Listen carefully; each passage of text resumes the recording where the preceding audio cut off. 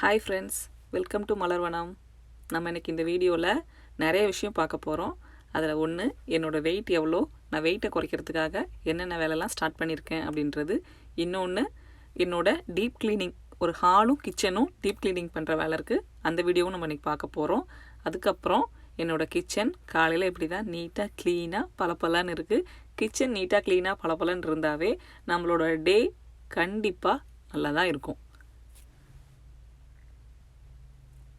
என்னோடய வெயிட் எவ்வளோ இருக்குன்னு பார்த்துடலாம்.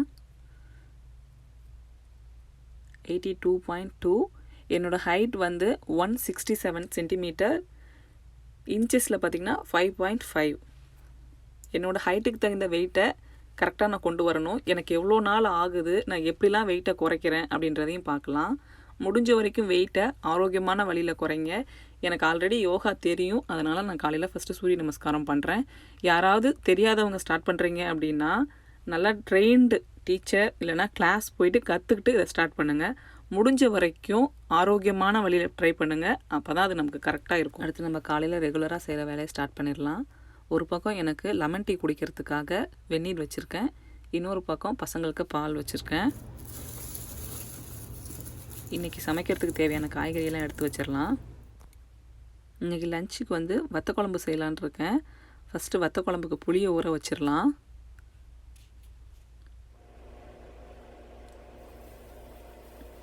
அடுத்து இந்த பக்கம் நம்மளோட பாலும் நல்லா காஞ்சிருச்சு, தண்ணியும் கொதிச்சிருச்சு. கொஞ்சமாக மஞ்சத்தூள் சேர்த்துடலாம். அடுத்து நம்ம லெமன் டீ குடிச்சிட்டு நம்மளோட வேலையை கடகடன்னு செய்ய ஆரம்பிச்சிடலாம். க்ளீனிங் ஒர்க் இருக்குது, அதுக்கு ரொம்ப டைம் ஆகும். அதனால் முடிஞ்ச வரைக்கும் காலையிலே லஞ்ச் செஞ்சு வச்சிட்டோம் அப்படின்னா க்ளீனிங்கை சூப்பராக சீக்கிரமாக முடிச்சிடலாம். இப்போ டீயை குடிச்சிட்டு நம்மளோட டேவை ஸ்டார்ட் பண்ணலாம்.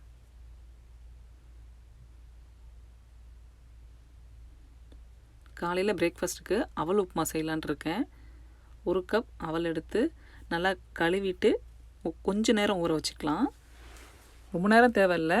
இதை கழுவி வச்சுட்டு நம்ம ஆனியன் கட் பண்ணோம் அப்படின்னா ரெடி ஆகிடும். ஒரு பேன் எடுத்துக்கோங்க, 2 டேபிள் ஸ்பூன் எண்ணெய் ஊற்றிக்கோங்க. கொஞ்சமாக கடுகு போட்டுட்டு கடுகு வெடித்த உடனே வேர்க்கடலை சேர்த்துக்கலாம். வேர்க்கடலை நல்லா பொரிஞ்ச உடனே துருவின இஞ்சி சேர்த்துக்கோங்க. ரொம்ப பச்சை வாசனை போகணும் அப்படின்ற அவசியம்லாம் இல்லை. பச்சை மிளகாவும் வெங்காயமும் சேர்த்துக்கலாம்.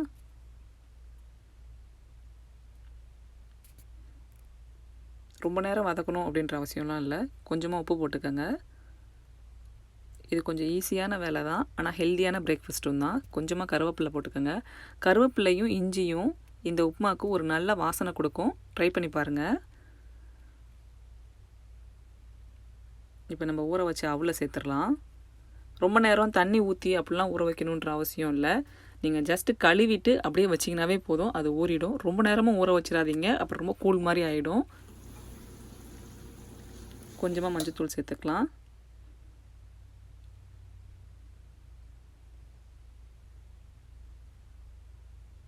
நல்லா கிளறி விடுங்க. கிளறி விட்டுட்டு ஒரு 5 நிமிஷம் மூடி வச்சிங்கன்னா போதும். இப்போ 5 நிமிஷத்துக்கு அப்புறம் நம்மளோட உப்புமா சூப்பராக ரெடி ஆகிடுச்சு. வத்த குழம்பு வைக்கிறதுக்கு ஒரு கடாயில் 2 டேபிள் ஸ்பூன் நல்லெண்ணெய் ஊற்றிக்கோங்க. 1 டீஸ்பூன் வெந்தயம் போட்டுக்கோங்க. வெந்தயம் நல்லா பொரிஞ்ச உடனே வத்தல், நீங்கள் எந்த வத்தல் வேணாலும் பயன்படுத்தலாம். நான் இன்றைக்கி மணத்தக்காளி வத்தல் போட்டிருக்கேன். 10 போல் சின்ன வெங்காயம். வெங்காயம் ரொம்ப வதங்கணும் அப்படின்ற அவசியம்லாம் இல்லை. கொஞ்சம் லைட்டாக கலர் மாறின உடனே தக்காளி பழம் சேர்த்துடலாம். இப்போ கலர் மாறிடுச்சு, தக்காளி பழம் சேர்த்துடலாம். தக்காளி பழம் சேர்த்துட்டு கொஞ்சம் நேரம் அது வதங்குற வரைக்கும் வெயிட் பண்ணலாம். தக்காளி நல்லா கரைஞ்சிருச்சு அப்படின்னா தான் குழம்பு நல்லா டேஸ்ட்டாக இருக்கும். இப்போ தேவையான உப்பு சேர்த்துக்கலாம்.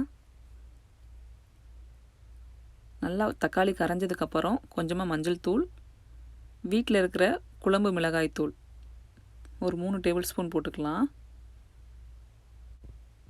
இப்போ கொஞ்சம் நல்லா வதக்கி விடுங்க. அந்த மிளகாத்தூளோட பச்சை வாசனை போகட்டும். ரொம்ப நேரம் வதக்கணும்னு அவசியம் இல்லை. ஒரு 2 நிமிஷம் இருந்தால் போதும். எண்ணெய் பிரிஞ்சு வந்துடும். எண்ணெய் பிரிஞ்சு வந்த உடனே புளி சேர்த்துக்கலாம். புளி தண்ணி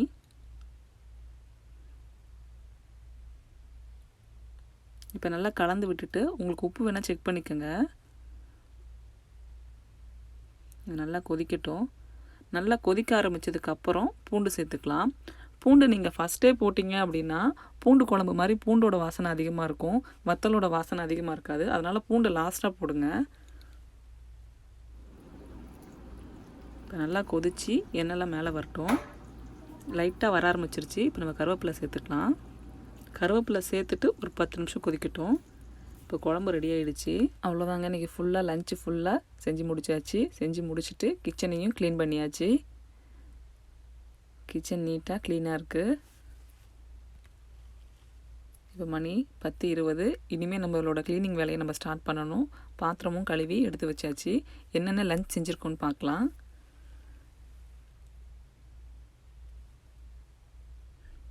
நம்மளோட சாப்பாடு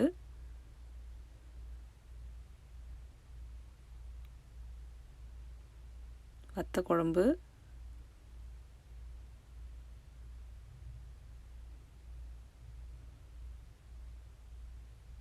பீட்ரூட் பொரியல், அடுத்து நம்மளோட ஃபேவரட் தாளிச்ச மோர். அவ்வளோதான். இப்போ நம்ம க்ளீனிங் வேலையை ஸ்டார்ட் பண்ணிடலாம். பார்க்குறதுக்கு இந்த ஜன்னல் க்ளீனாக இருக்க மாதிரி தான் இருக்கும். ஆனால் கிட்ட போய் பார்த்தா தான் தெரியும் அதில் எவ்வளோ புழுதி இருக்குது அப்படின்னு சொல்லிட்டு. நிறைய பேருக்கு இங்கே தெரியும் கலிஃபோர்னியாவில் அடிக்கடி ஃபயர் வந்துகிட்டே இருக்குது அப்படின்றது. அந்த மாதிரி ஃபயர் வரும்போதெல்லாம் இங்கே வீட்டுக்குள்ளாரையும் இந்த மாதிரி தூசி வந்துகிட்டே தாங்க இருக்கும். இது கடைசியாக வந்த ஃபயருக்கு அப்புறம் நான் க்ளீன் பண்ணாமல் இருக்கிறது. க்ளீன் பண்ணுறதுக்கு முன்னாடி என்னென்ன அந்த இடத்துல இருக்க இடைஞ்சலாக இருக்கோ அந்த பொருள் எல்லாத்தையும் எடுத்து வச்சிடலாம். அது மட்டும் இல்லை, நம்ம இன்றைக்கி இந்த ஸ்டாண்டையும் க்ளீன் பண்ண போகிறோம். நமக்கு பொங்கல் வேறு வந்துகிட்டே இருக்குது. இப்போ ஒரு டீப் க்ளீனிங் பண்ணிட்டோம் அப்படின்னா பொங்கல் அன்றைக்கி க்ளீன் பண்ணும்போது கொஞ்சம் வேலை ஈஸியாக இருக்கும். குழந்தைங்கள வச்சுக்கிட்டு க்ளீன் பண்ணுறது கொஞ்சம் கஷ்டம்தான். ஆனால் நம்ம க்ளீன் பண்ணும்போது நம்ம கூடவே அவங்களையும் சேர்த்துக்கிட்டோம் அப்படின்னா க்ளீனிங் கொஞ்சம் ஈஸியாக தான் இருக்கும். இது கொரோனாவின் பரிதாபம் தான், இந்த வைப்ஸ் வச்சு க்ளீன் பண்ணுறது. கொரோனா டைமில் அந்த க்ளாரெக்ஸ் வைப்ஸ் கிடைக்கல, அதனால் நான் பேபி வைப்ஸ் வாங்கி யூஸ் பண்ணேன். நானும் என் சின்ன பையனும் சேர்ந்து தான் க்ளீன் பண்ணுறோம் இன்றைக்கி. அவன் எனக்கு சொல்லிகிட்டு இருந்தான் இங்கெங்கெல்லாம் அழுக்கு இருக்குது அப்படின்னு சொல்லிட்டு. நானும் அவனும் பேசிகிட்டு இருந்தோம். இது நீ தானே எழுதுன, நீ தானே எழுதுன, நீ தானே அழைக்கணும் அப்படின்னு நான் சொல்லிட்டு இருந்தேன். இங்கே பார், த பார் அப்படின்னு சொல்லிட்டு அவன் எனக்கு காட்டிட்டு இருந்தான். அவன் இப்போ தான் சென்டென்ஸாக பேச ட்ரை பண்ணிட்டு இருக்கான். அவனுக்கு 2.5 வயசு ஆகுது.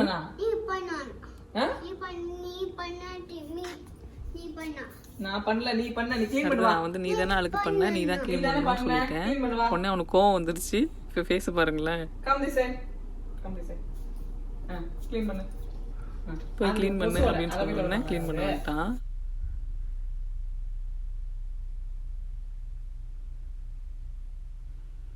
இப்போ நான் உங்களுக்கு காட்டுறேன் பாருங்க. தொடச்சி எடுத்தீங்க அப்படின்னா கருப்பு கலரில் வருது அந்த அழுக்கு.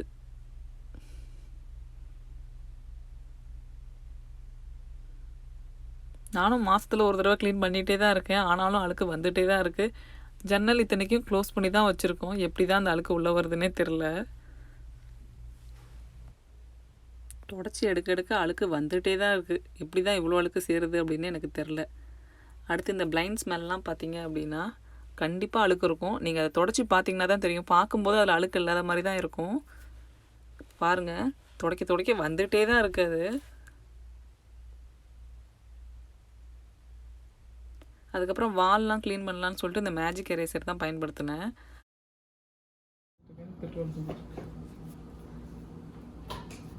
கவன் என்ன பண்றீங்க?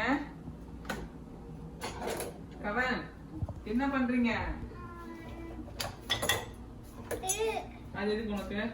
அதெல்லாம் எடுக்கக்கூடாது, அதெல்லாம் எடுக்கக்கூடாது. கொண்டாங்க.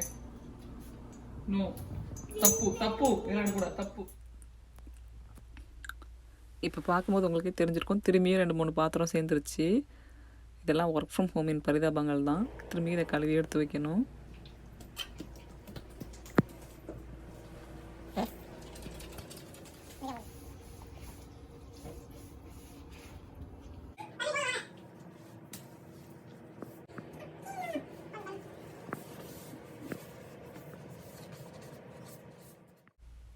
இப்போவே கொஞ்சம் நல்லா டீப் க்ளீனிங் பண்ணிட்டோம் அப்படின்னா போகி அன்னைக்கு லைட்டாக க்ளீன் பண்ணால் போதும் அப்படின்றத மனசில் வச்சு தான் அன்றைக்கி full day full cleaning work செய்ய வந்துகிட்டே தான் இருந்துச்சு. எனக்கு உண்மையாலுமே கவன் ரொம்ப ஹெல்ப் பண்ணான். நான் சொல்ல நான் செய்கிறதெல்லாம் பார்த்து அவனும் செஞ்சுட்டே தான் இருந்தான். எனக்கு ப்ளைண்ட்ஸ் எல்லாம் முடிச்சுட்டு அடுத்து ஜன்னல்லாம் துடைச்சிட்டு இருந்தோம். அடுத்து அந்த ஸ்டாண்டை சுத்தம் பண்ணலான்னு சொல்லிட்டு நான் பூண்டெல்லாம் உரிச்சு வச்சுட்டு இருந்தேன். இந்த பக்கம் நான் உரிச்சு வைக்க அந்த பக்கம் அவன் ட்ராஷில் கொண்டு போய் போட்டுகிட்டே இருந்தான். பாவம் குழந்தை அன்றைக்கி ரொம்ப டயர்டாயிட்டான். ரொம்ப ஹெல்ப் பண்ணான் எனக்கு.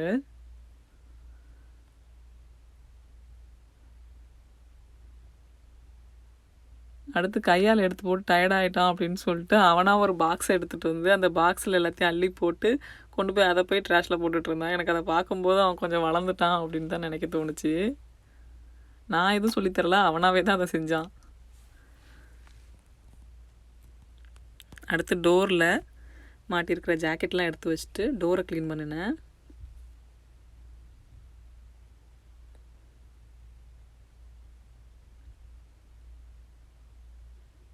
நம்ம குழந்தைங்களையும் சேர்த்துட்டே நம்ம அந்த வேலையை செஞ்சோம் அப்படின்னா அவங்களுக்கு அந்த டே வந்து அவங்க ஃபுல்லாக நம்ம கூடவே இருக்கிற மாதிரி ஒரு ஃபீலும் இருக்கும். ரெண்டாவது அவங்களுக்கு போர் அடிக்காது. அவங்க நல்லா டயர்டாகி நல்லாவும் தூங்குவாங்க. ஸோ முடிஞ்ச வரைக்கும் குழந்தைங்களையும் நீங்கள் செய்கிற வேலையில் இன்வால்வ் பண்ணி செய்யுங்க.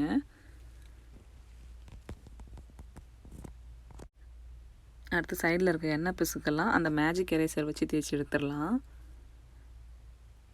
எனக்கு கொஞ்சம் அந்த எரேசர் கொஞ்சம் ஹெல்ப் பண்ணுச்சுன்னு தான் சொல்லணும். நல்லா அங்கே இருந்த எண்ணெய் பிசுக்கு எல்லாமே நல்லா வந்துருச்சு. அதுக்கப்புறம் வால் பார்க்கும்போதே நல்லா க்ளீனாக இருந்துச்சு. அடுத்து லைட்டெல்லாம் நம்ம சுத்தம் பண்ணிடலாம். எப்படி தான் அவ்வளோ டஸ்ட்டு வருதுன்னே தெரில. நானும் ஒவ்வொரு மாதமும் க்ளீன் பண்ணிகிட்டே தான் இருக்கேன்.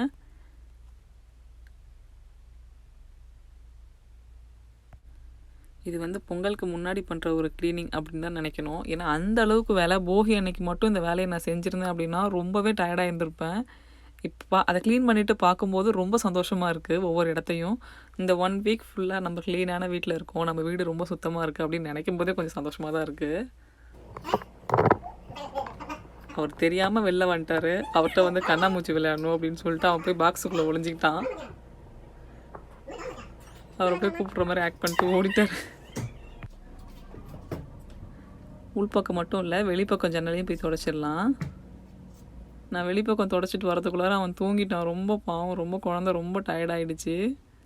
இப்போ போய் நம்ம கவிழனை பார்க்கலாம். இது கொரோனாவின் அடித்த பரிதாபம் தான். இது ஆன்லைன் கிளாஸு.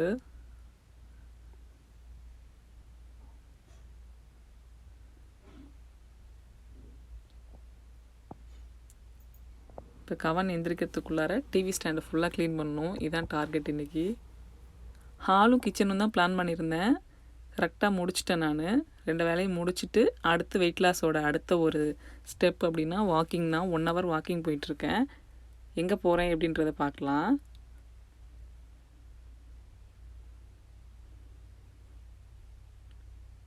எப்படி தான் இவ்வளோ டஸ்ட்டு வருதுன்னு எனக்கு உண்மையாலுமே தெரியல. ஜன்னல் 2ம் மூடி தான் இருக்குது இப்போ குளிர் நாளுன்றதுனால.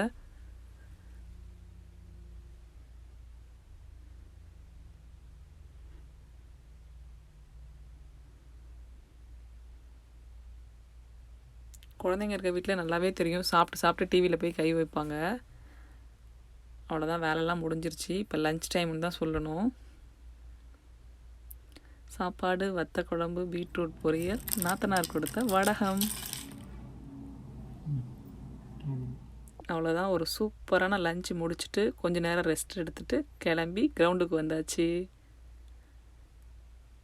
இதுதான் நம்மளோட அப்பார்ட்மெண்ட்டோட ஃப்ரண்ட் வியூ. ஆப்போசிட்லேயே நல்ல ஒரு பெரிய கிரவுண்டு தான்.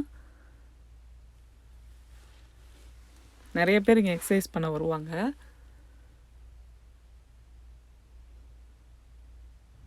வாக்கிங் முடிச்சுட்டு வீட்டுக்கு போயிட்டு ஃப்ரெஷ் ஆகிட்டு அடுத்தடுத்த வேலைகள் நிறைய இருக்குது. பாருங்கள், என்னை பார்த்தாவே தெரியும் பயங்கர டயர்டாக இருக்கேன் நான்.